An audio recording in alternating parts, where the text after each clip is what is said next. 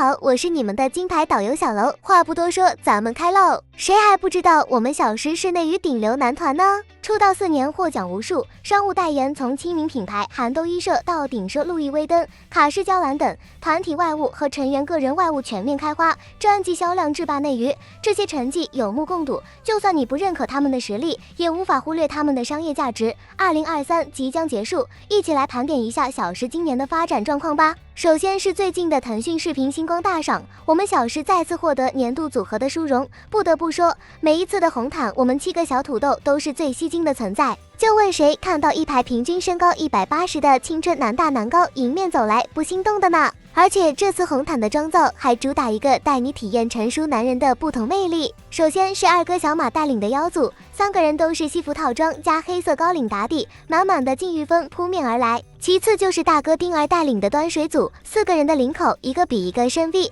成年人就要这样穿。这次红毯主办方紧跟潮流，设置了爱人红毯和艺人红毯。众所周知，我们小时是5个艺人包围一个爱人，还有一个张哥在爱人和艺人之间反复横跳。红毯上，小马哥也是被裹挟着走向艺人红毯。当然，如果让他一个人走完人那边，可能更为难。这或许就是爱人出门在外的真实写照。接着，主持人让大家指出团里最艺的人，不出所料，除了马哥和张哥，其他人都有票。在上台领奖环节，我们小时还不忘宣传新代言，请把敬业2个字打在公屏上。提到商业价值，就逃不开商务代言。近几天，我们小时先后官宣了腾讯合家欢派对游戏《圆梦之星》以及国民零食品牌溜溜梅的合作代言。腾讯出品的游戏热度不用多说，他们愿意砸钱的程度也很高。目前《圆梦之星》的宣传海报已经占据了各大主流平台，所以对代言人的要求也就更高。而溜溜梅的国民度有目共睹，他家之前的代言人也是杨幂、肖战这种咖位的明星。综上所述，小时的商业价值已经得到了各大品牌方的青睐，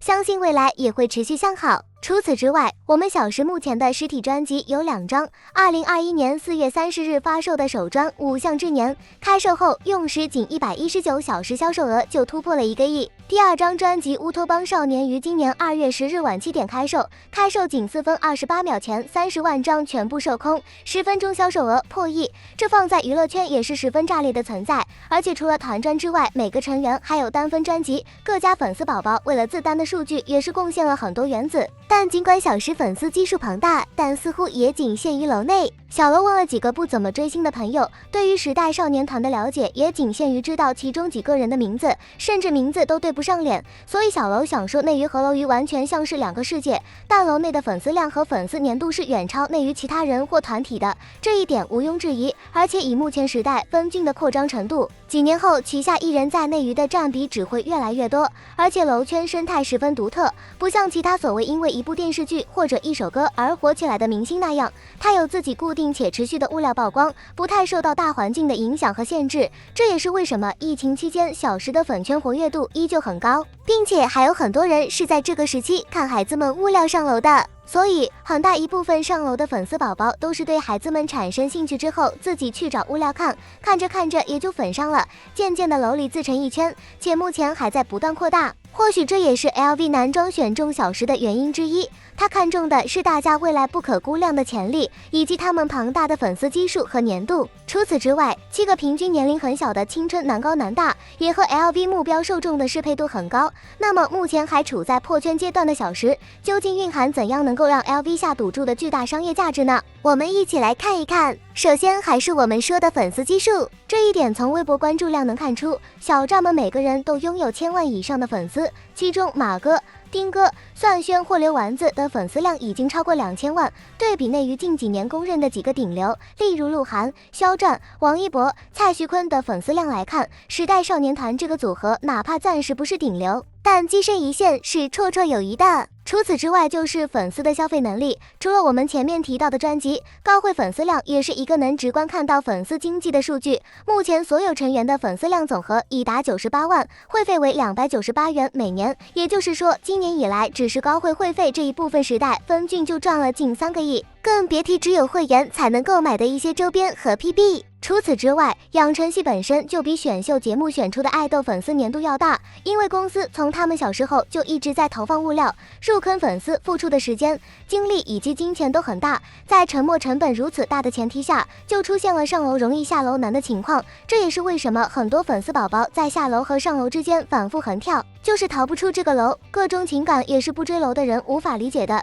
也比他们想象的更加深刻。所以这也就是为什么很多不关注娱乐圈的人并不觉得他们很出圈，但细细研究起来，各项指标数据都是内于 top 的原因。除此之外，小狮能被 LV 男装选中的原因，大概还有一条就是安全系数高。众所周知 ，LV 上一个合作的男团是 BTS， 尽管这个组合在国际上有一定的影响力，但是却因为一些成员的发言导致无法撬动中国市场，而中国市场又是所有品牌都没办法放弃的一块肥肉，所以他们必须找到一个有一定影响力，同时潜力又大、安全系数还高的代言人。我们小狮可以说很符合这几点要求。首先，他们自己从小就在公司接受训练，一路走到今天也是折腾了7、8年才有的结果，所以不管是公司方面还是孩子们自己都不希望在这条路上出任何差错。而且随着今年全员成年，大家的职业道路可以说刚刚开始，还远没达到一个大高峰。在这个时候签下7个人，除了便宜之外，风险也很低，不失为一种长期投资的最优选择。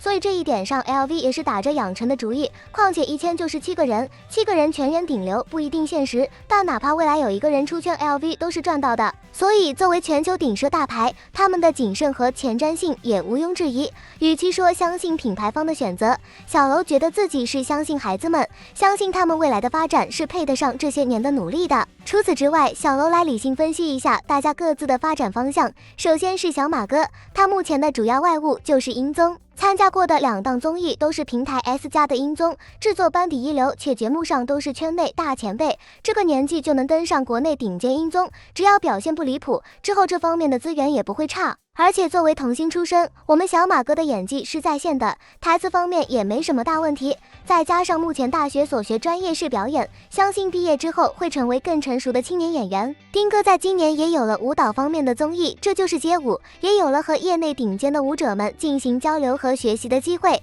对于个人实力提升方面的帮助无疑是巨大的。除此之外，丁哥是现阶段国民度比较好的成员之一，几个外务综艺都是老牌制作班底了，路人盘这方面是稳稳拿捏的，他的综艺感也很强，有梗敢说话且反应很快，好像是有那个社交牛逼症，走综艺咖基本没问题。而且我们小丁的大学专业也是表演，他的演技也是看得到的，所以之后走哪条路都没有大问题。算轩今年的个人外务也有了音综，就单从唱歌这方面来说，他是真的很优秀，属于音色很好的技巧型选手，非常会用自己的嗓子，也很明白自己唱歌的优势在哪，在节目里的表现也十分出彩。除了音综，算轩在王牌对王牌里的综艺感也很强，他大学选择的是表演专业，小楼认为如果能好好利用自身条件，努力在各方面精进的话，相信算轩未来可以对标港台那些能唱歌、能演戏还能上综艺的全能型艺人。刘丸子目前要过的一关就是高考，除此之外，他优越的外形条件往时尚圈和影视圈发展都是很不错的选择。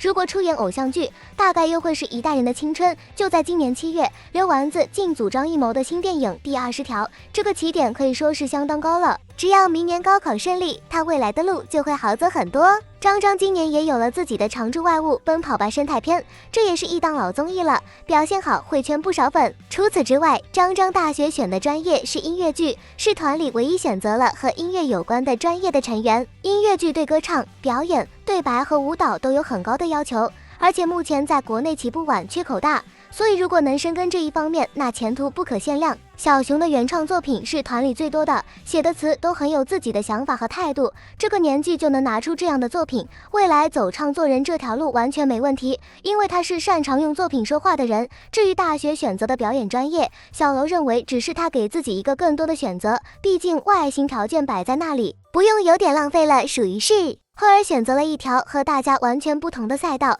这期间他也付出了常人难以想象的努力，考入大学后参与了老牌节目《光影星》播客的录制，还成为了电影频道的实习主播。如果能在继续精进业务能力的同时抓住机会，日后成为撒贝宁老师，这样既可以在严肃节目中挑大梁，又能在综艺节目中调节气氛的大主持也不是不可能。好啦，本期内容就分享到这里，大家觉得小蚱蜢和 LV 合作有哪些好处呢？欢迎在评论区一起留言讨论。喜欢本期内容的可以点击关注，咱们下期再见哦。